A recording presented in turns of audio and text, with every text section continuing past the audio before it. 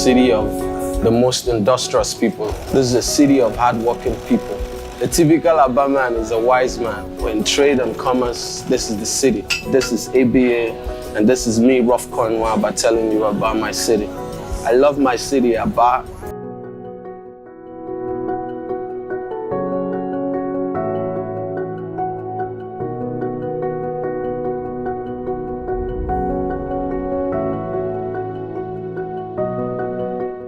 Abia is the Japan of Africa. For a very long time, people don't really appreciate what comes out from Abia. People that operate here, very sincere, very hardworking.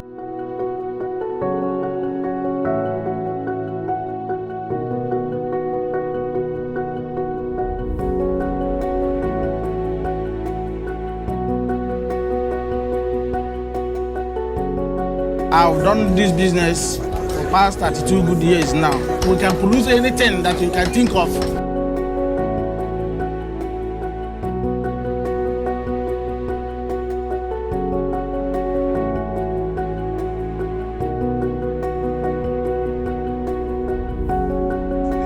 We have about 5 clusters that produce the shoe. Each of these clusters have more than 10,000 people working over there.